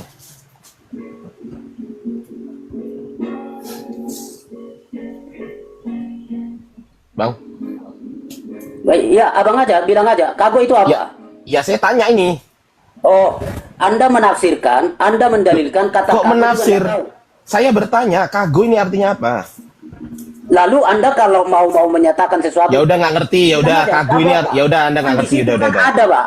Di Ya udah, situ ada kago. Oke, baik. Ah. Kago ini artinya aku. Ah, Nah, pertanyaan saya, ini kan Kristo. Bentuknya itu genetif atau vokatif atau nominatif atau apa, Bang? Silakan. coba tunjukkan Kristo. aja, tunjukkan di situ biar saya lihat. Ini Kristo, ya ini. Bawahnya itunya, Pak. Ya ini udah dijawab aja. Dijawab dulu, Bang, bentuknya apa? Parsingnya itu yang di bawah, Bang. Iya, pertanyaan saya, ini bentuknya apa? Sesuai dengan pengetahuan Anda. Itu dengan akhiran O itu nominatif. Oke, nominatif ya, Gurunda. Kita baca, Gurunda. Non genetif maskulin singular berarti jediar. yang Bapak tunjuk Salah, Cok. yang enggak. Kan tadi saya bilang yang O, berarti kan Bang, yang O kan saya sebutkan, yang O itu genetif, tapi Loh, lah iya ini. bukan yang Kristus. Loh, nominatif tadi. Loh, enggak gini. Maka saya bilang begini. Genetifnya ini, kalau genetifnya O, ke siapa? Sebentar, saya tanya. Genetifnya ini merujuk kepada siapa? Genetif merujuk kepada siapa? Abang tukang jebak ya. Enggak. Anda Genetif ini merujuk kepada siapa? Saya tadi Genetif sudah merujuk- bilang. Sebentar. Genetif merujuk kepada siapa? Jawab dulu, Bang. Dalam dialog. Saya dengan Bang Zuma baik tadi. Anda Waduh. jangan curang jalan. Ya udahlah, Bang Zuma udah tantrum. Lanjut, Bang Zuma. Oke ya, jangan jebak. Itu saya tidak suka. Enggak, dia berbohong, Gurunda. Kristo di situ genetif itu adalah milik dari Kago, Gurunda. Kago itu adalah aku adalah Paulus. Lanjut, Gurunda. Iya, memang Nah, begitu. coba dengan genetif itu, Memang begitu. lalu terjemahannya apa, Pak? Saya mau tanya Anda, terjemahannya apa dengan kasus genetif? Kago Kristo. Tuh, aku Bisa adalah enggak? Kristus. Aku Kristus. Jelas kok itu. Bukan, Bang. Tuh, kok bukan? Itulah yang saya bilang, penggunaan dengan genetif. Ya, dengan genetif, bukan itu terjemahannya. Oke, Bang. baik. Saya tanya. Apa bedanya Kristus dengan Kristianos dengan Kristo? Apa bedanya? Jawab. Kita mau penggunaan kaidah atau doktrin? Nggak ngerti dia, Bang. Nggak ngerti. Lanjut, Bang Zuma. Saya tanya Anda, itu Abang mau tanya doktrin atau kaidah penggunaan bahasa Yunani? Kok doktrin? Nah, ampun. Kan saya tanya, saya mau loh, cuman saya mau menghilang karena Abang tukang jebak. Kalau Bang Juma kan bukan tukang jebak. Jadi Ya enak. sudah, diskusi. intinya Anda sudah terjebak. Saya terima kasih. Lanjut ke Bang Zuma. Bang Zuma, Nah, izin, iya, Gurunda. justru itu yang saya tadi bilang, sorry Bang Juma ya. Saya tidak enak dengan beliau ini. Kita dijebak. Tadi saya sudah sempat bilang kalau itu Kristo dengan akhiran O, saya bilang kan. itu nominatif. Ternyata yang Bapak buka yang di bawah. Salah. Akhiran O itu bukan nominatif. Akhiran O itu genetif di situ. Yang Ya, akhiran itu os. itu- Salah. itulah yang tadi Ngomong saya dua bilang. kali, salah 2 kali ini gimana Gurunda? Bukan, Gurunda bukan. ini. Aduh. Justru Lanjut. Abang tadi jebak saya. Maka saya tidak senang. Saya tidak senang. Jadi lain kali mohon maaf, sorry ya Bang Ardiansah, kita udah lama kok ketemu. Bang Ardiansah, sorry ya. Abang dari dulu ternyata begitu. Saya sampai sudah bilang ini level cerdas cermat TK, kan sudah saya gituin Anda. Ngambek Gurunda, ngambek. Bukan ngambek. Nah, Anda muncul lagi ternyata begitu. Sorry. Kalau Bang Zuma kan santun dari tadi. Saya hormat lah dengan Bang Zuma. Hormat sekali, Bang. Ya. Thank you ya. Sorry Bang Ardiansa juga ya. jadi begini kita. Sorry. Dari kondusif jadi enak. Thank you Bang Zuma. Tadi Oke. tema Bang Zuma itu agak bagus, Bang. Tentang hari mualaf itu. Ya, kita diskusi bagus lah ya. Karena saya tahu hati Bang Zuma ini kan sebenarnya mau baik di negeri ini kan. Lalu itu muncul. Ya, memang jadi agak polemik ya, agak polemik. Tapi maksud saya di dalam kaidah Abang itu kan ada istilahnya, sorry ya, mungkin kalau saya salah dan saya tidak pakai bahasa Bapak. Lebih banyak untungnya atau ruginya, lebih banyak baiknya atau buruknya, kan itu kan perlu juga sebagai pertimbangan kan, supaya tepat seperti yang orang bilang win-win solution gitu kan. Jadi enak kita beragama yang berdampingan ini Bang, gitu. Mana Bang Zuma? Iya, silakan. Nah ya, jadi begitu Bang, karena saya coba lihat cuplikan di awal itu, mungkin itu dimulai tahun 2018 ya. Kan itu kan tetap begini, terima atau tidak, kan kayak dan Abang Zuma tadi juga singgung bahwa kita tidak mengakui Yesus yang lahir atau jadi anak Allah, begitu kan? Kalau itu kita ikut setuju, berarti kita mengakui bahwa ada Allah yang datang atau apalah tadi itu ya. Nah, kalau begitu nanti Abang juga akan bantah semua perayaan-perayaan Kristen. Paskah juga. Kalau begitu kita mengakui bahwa Yesus itu adalah Mesias atau yang mati di atas kayu salib, kita buat lagi hari apa? Nah, itu kan tendensius Bang. Tendensius. Takutnya begini. Sorry aja. Saya juga mohon maaf ya. Saya juga senang dengan argumentasi yang santun. Saya juga tidak senang dengan argumentasi yang Enggak, ini mau kabur dari Kristus tadi Gurunda. Bukan Bang, bukan. Saya pengajar Bang ya. Sorry kalau mau, saya pengajar. Pengajar kok nggak ngerti bahasa Yunani, pret. Bang, Abang boleh diskusi kita soal bahasa Yunani, cuman saya dijebak tadi ya. Sorry aja. Walaupun saya bukan pintar, saya bukan ahli, tapi saya berusaha belajar. Nah begini, jadi kan, jadi bingung saya tadi mau ngomong juga Bang Zuma ini. Jadi Bang Zuma, kalau begitu dalilnya, berarti nanti semua hari-hari perayaan Kristen pun kan pasti akan dibantah. Nah lalu di dalam agama itu kan pengakuan konsep Tuhannya kan ada, yang Hindu, Buddha, agama-agama yang lain kan juga ada. Nah kalau itu ada, berarti juga dibuat hari tertentu untuk membantah itu, seolah-olah kita setuju dan segala macam. Padahal kan kita dalam konteksnya bernegara, bukan sebagai beragama yang sedang berapologet Bang. Kita ini sedang bernegara ya. Saya juga tidak setuju kalau ada dari kalangan kami membabi buta menyerang-nyerang agama Abang. Saya juga tidak terlalu setuju. Saya sendiri tidak pernah dalam dialog kita kan bawa kitab suci Quran apa begitu. Saya tidak mau karena itu ranah Abang gitu ya. Ranah di Abang. Kalau kita duduk santai ngobrol-ngobrol tatap muka boleh. Tapi kalau begini kan tidak bagus. Nah itu kesannya Bang. Jadi silakan saja. Walaupun itu bebas-bebas saja, bebas. Tapi kan kebebasan kita tetap ada aturan-aturan bahwa kebebasan kita tidak melanggar haknya orang, begitu kan. Nah kalau misalnya begini dibalas teman-teman Kristen, nah lalu dibuat nanti hari tertentu di situ, di hari-hari besar Abang lah, misalnya begitu, dibuat lagi hari apa begitu, kan tidak enak kita juga. Saya juga tidak setuju itu. Cuman itulah yang mau kita hindarin. Nah ya Bang, ya, salam saya, hormat saya kepada Bang Zuma sebagai yang dituakan, dihormati di kalangan Abang. Jadi saya tepat rasanya ngomong itu kepada Abang. Karena kita ini sudah kondusif. Memang pengaruh TikTok ini kita jadi ribut Bang. Ya di akar rumput ribut semua. Yang satu jadi rame, yang satu rame. Serius Bang. Baru kali ini saya enak lagi dengan Bang Zuma. Saya senang sekali Bang Zuma. Enak sekali. Ya biasanya kan makasih di saudara. mana-mana. Iya, senang saya. Cuman tolonglah suarakan yang kondusif itu, Bang. Ya, saya mau Abang tanya soal Alkitab, saya kan sangat-sangat open membicarakan. Dan saya tidak mau bicarakan agama Abang. Saya hormati sekali itu. Gitu, Bang. Cuman pesan saya, kenapa tanggal 25 itu harus tepatnya di situ, dan itu kan tahun kan kalender Gregorian gitu kan. Setahu saya kalau salah mohon maaf. Setahu saya hari raya atau hari-hari besar yang berkaitan dengan keyakinan Abang, agama Abang, itu kan bukan berdasarkan kalender Gregorian, gitu loh Bang.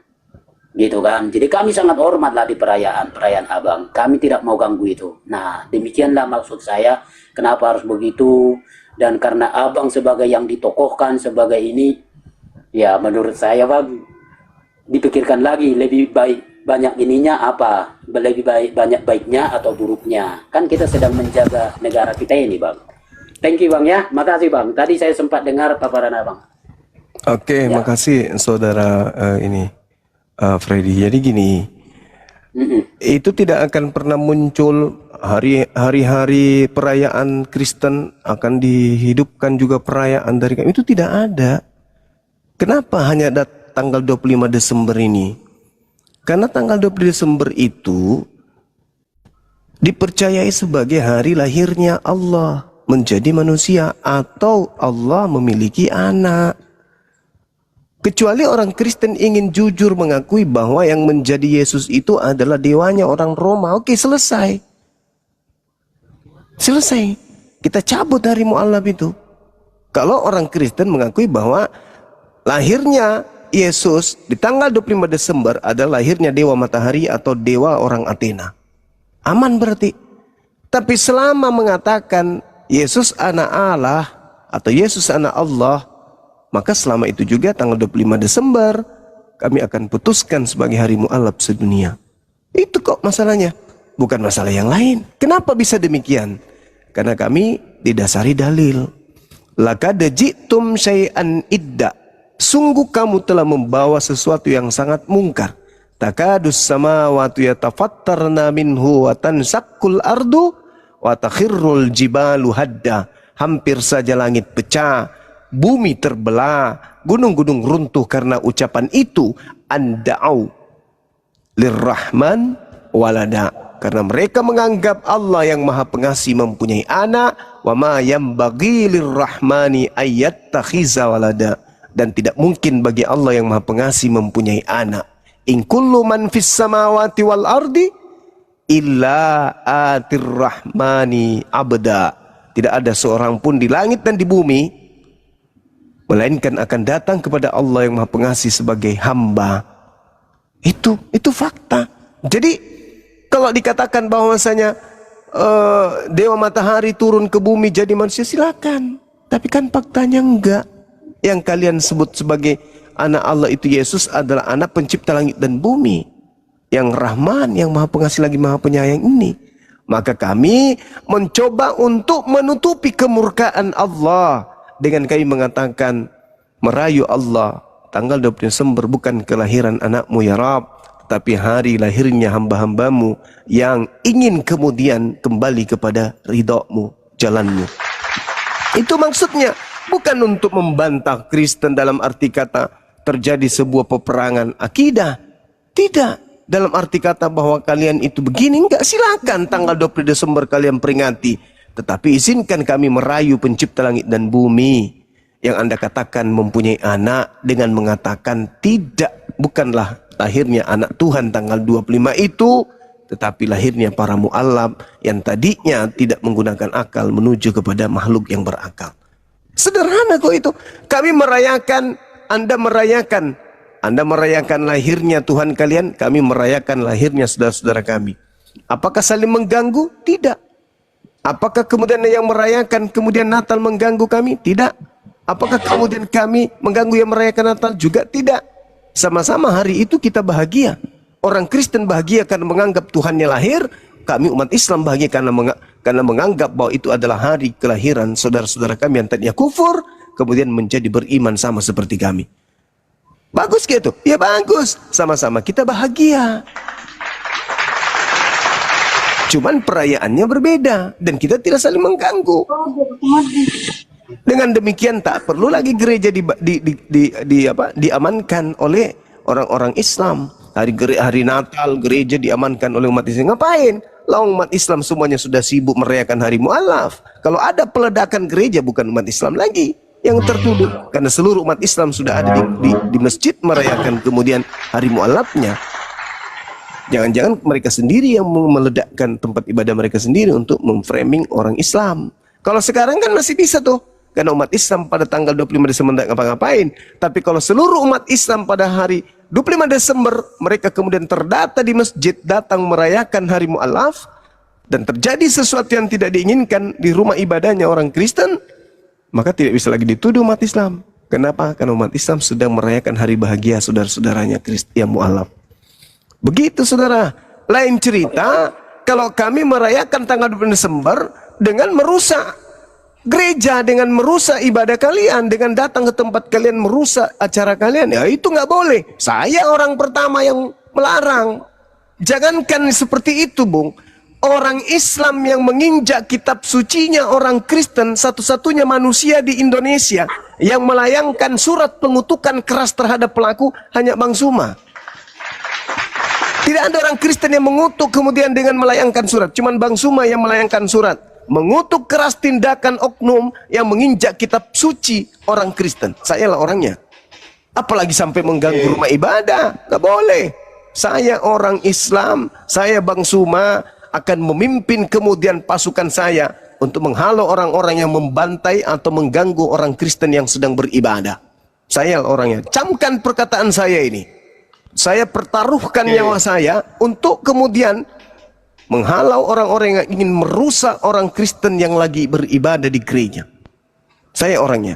Karena itu agama saya melarang. Nggak boleh orang beribadah, menyembah kepada Tuhan mereka, kemudian kita ganggu.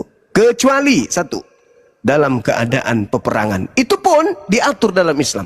Orang yang beribadah, orang yang berada dalam rumah ibadah, itu tidak boleh diperangi. Nggak boleh. Dilarang dalam Islam. Nah, jadi tanggal 25 Desember ini positifnya adalah ketika orang Kristen melakukan gerakan-gerakan positif di hari itu, karena itu adalah hari yang mereka muliakan, kami umat Islam juga yang memperingati hari mu'alaf juga melakukan kegiatan-kegiatan positif, membantu anak yatim piatu, menyantuni orang miskin, mendatangi kemudian orang-orang jompo, memberikan bantuan, memberikan kajian-kajian kedamaian dan seterusnya. Nggak ada kok. Cuman ya banyak orang sensitif sok belagu kemayu gitu loh. Nggak boleh kita, ini kan hari ininya saudara kita. Emang kenapa? Kita ngapain? Kan kita nggak merusak. Boleh aku nanggap di Bang Zuma? Iya, silakan. Ya, jadi perjuangan Bang Zuma saya salut ya. Saya sangat salut. Artinya gini Bang Zuma, penanggalan di seluruh dunia ini kan itu ada aturan mainnya, gitu. Jadi tanggal-tanggal tertentu itulah yang ada aturan mainnya. Seperti hari-hari Idul Fitri itu ada aturan mainnya. Hari Natal dan juga hari raya agama-agama lain. Itu semua ada aturannya Bang Zuma. Itu. Jadi penanggalan yang ada sekarang ini yang dilakukan oleh pemerintah itu bukan sekedar muncul begitu aja Bang Zuma. Itu. Jadi misalnya hari Natal itu sudah 2000 tahun yang lalu itu sudah disepakati, ya toh, sudah disepakati bahwa itu adalah hari lahirnya Yesus Kristus bagi umat Kristen gitu loh. Itu. Nah, kalau Bang Zuma pada 25 Desember tahun 2025 ini menjadi hari mu'alaf, ya nggak apa-apa, ya toh. Kan nggak ada masalah tuh. Tinggal ajukan aja ke pemerintah gitu loh. Aju aja bahwa ini tanggal 25 Desember adalah hari mu'alaf gitu. Sehingga prosesnya itu enak itu loh Bang Zuma. Gitu loh. Jadi negara kita ini kan ada yang mimpin Bang Zuma. Ada yang memimpin. Itu loh. Bukan semaunya rakyatnya, bukan. Itu loh. Ada yang memimpin, ada undang-undangnya, gitu. Jadi Ya betul, ada undang-undangnya. Ikhwan, potong dulu dikit ya. 2.500 yang memandang di sini. Aku infokan terlebih dahulu. Sekretaris Umum Apologet Islam Indonesia sedang kesusahan, sedang dilanda ujian. Nah, ini tempat kalian untuk fastabiqul khairat, membantu laptopnya kembali benar. Karena di laptopnya Akhi Ardiansyah, yang bisa kalian lihat yang namanya Yunani ini, itu banyak data-data kantor, data-data yayasan juga, sehingga nanti agak terhambat yayasan dalam paperworknya, terutama sertifikat mualaf. Dan juga ada masalah, tunggu, dan ada masalah juga itu data-data bubukin Tritung mengenai manuskrip-manuskripnya, kehambat juga. Kalian tadi kan lihat dialog di Majid, nggak ngeluarin data Akhi Ardiansyah, karena laptopnya rusak, ikhwan. Jadi mohon dibantu, mohon dibantu. Pertama, untuk recovery data, SSD-nya rusak, sama beli SSD baru itu sekitar 5 juta lah. Alhamdulillah sudah terkumpul 1,7. Jadi tafadhol kalian yang ingin fastabiqul khairat, silakan ke rekening yang tertera di atas nama Ardiansyah Arif Ikhwan ya. Gitu. Thank you. Mari lanjut lagi bubukin Tritung. Iya, Bang Aldi, silakan dilanjut dulu Bang Aldi. Ya, terima kasih Semua Gurunda ada Juma aturan. dan juga Negara Waalaikumsalam. kita ini ada Terima kasih aturan. Gurunda Juma dan juga Akhi Kores dan juga Kang Gian Santang yang sudah memberikan kesempatan. Gurunda izin teman-teman, bagi yang sekiranya ada rezeki yang lebih, ya silakan dibantu di nomor itu di atas itu 0972 spasi 079 spasi 156. Berapapun bantuan dari antum, Masya Allah, saya ucapkan terima kasih, karena memang ini musibah besar bagi saya teman-teman, karena data itu luar biasa mahal menurut saya. Jadi terima kasih yang udah bersedia membantu berapapun jumlahnya. Terima kasih ya Bangku. Gurunda, saya kembalikan kepada Bang Zuma. Oke, makasih Bang.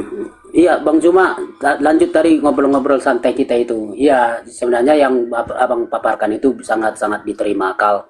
Hanya kan mungkin tetap ada sisi baik ya. Saya menghargai, menghormati itu. Hanya memang kan juga tetap memikirkan hal-hal yang di dalamnya. Takut saya begini, sendi-sendi kebersamaan kita di NKRI ini begini, akhirnya teman-teman dari Kristen dari cari-cari akal, mereka udah buat begini, kita buat aja begini, gitu loh. Nah, akhirnya kan balas-balasan, itu yang saya maksud. Jadi jadi tidak baik kan kondusivitas kita. Saya lebih senang kita bangun tetap saling toleran, menghormati, ya sudahlah. Nah, nggak tahu ini bisa juga menjadi topik diskusi kita. Saya secara pribadi sebenarnya begini, mungkin setuju atau tidak setuju ya, tapi tidak perlu diramaikan. Kalau saya misalnya begini, saya lebih setuju memang antara kita beriman ini, Kristen dan Muslim, secara akidah udahlah pasang aja tembok besar-besar. Seperti Kristen dengan Hindu, Kristen dengan Buddha, Muslim dengan Hindu, Muslim dengan Buddha, tidak gontok-gontokan doktrinal kan? Mungkin lebih baik begitu. Artinya ya udah masing-masing aja, jangan lagi lintas-lintas tembok itu, jadinya rame, Gitu, gimana Pak Zuma kira-kira tanggapannya supaya kondusif kita berdiskusi ini? Jadi gini saudara, kalau hanya karena dasar itu, maka harusnya dari sejak awal Kristen itu juga menyadari dari mana konsep Jumat Agung ini. Itu nggak ada dalam Bible. Hanya gara kemudian umat Islam itu ada perintah, ya ayyuhalladzina amanu itanu dialis sholati min yaumil jumu'ah. Umat Islam kemudian memiliki hari di mana mereka wajib hukumnya untuk datang di rumah ibadah pada hari Jumat, melakukan Jumat. Lantas kemudian Kristen di Indonesia Lata melakukan juga Jumat Agung. Apakah kemudian umat Islam merasa terganggu? Enggak, umat Islam malah tertawa.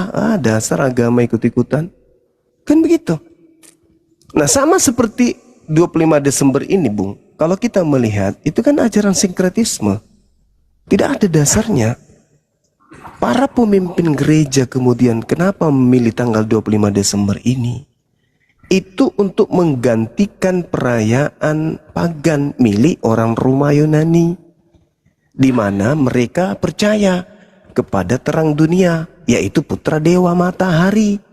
Mereka menganggap Yesus inilah terang dunia itu. Maka Yesus duduk menggantikan dewa matahari agar lebih mudah diterima secara luas. Maka dijadikanlah penyembah-penyembah dewa matahari yang merayakan tanggal 20 Desember sebagai kelahiran Yesus Kristus. Itu ajaran sinkretisme, Bang.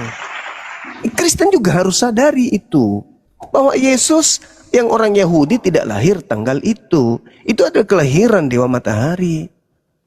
Nah, harusnya orang Kristen ketika mualaf ini diperingatkan tanggal 25 Desember berterima kasih, menyadarkan secara tidak langsung kepada orang Kristen yang terjebak kepada ajaran sinkretisme untuk menyadari bahwa memang Yesus tidak lahir tanggal itu. Kalau Yesusnya adalah orang Yahudi, anak Miriam, maka dia tidak lahir tanggal 25 Desember. Yang lahir tanggal 25 Desember itu adalah dewanya orang Roma.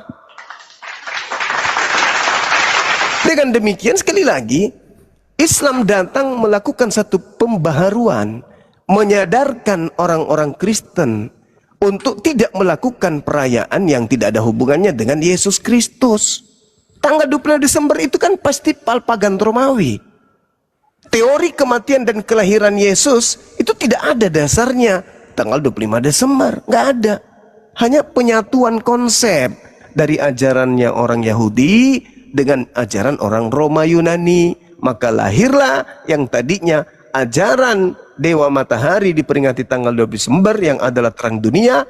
Karena Yesus menggantikan kedudukan tersebut, maka Yesus orang Yahudi yang dimaksud, kalau dianggap adalah orang Yahudi, duduk menggantikan Dewa Matahari. Padahal, saudara, orang Kristen di Indonesia pun harus tahu. Apa itu? Abad pertama tak ada 20 Desember diperingati. Kedua dan seterusnya oleh orang-orang Kristen hari ini. Tetapi nanti di abad keempat, barulah kemudian ada peringatan untuk Yesus. Sebelum abad keempat peringatannya tetap tanggal 25 Desember. Memang, tapi bukan untuk Yesus, melainkan untuk Dewa Horus, Dewa Matahari. Ya, jadi begitu, Bang, saudara. Silakan. Terima kasih, Bang. Saya tanggapin dua hal. Pertama, begini.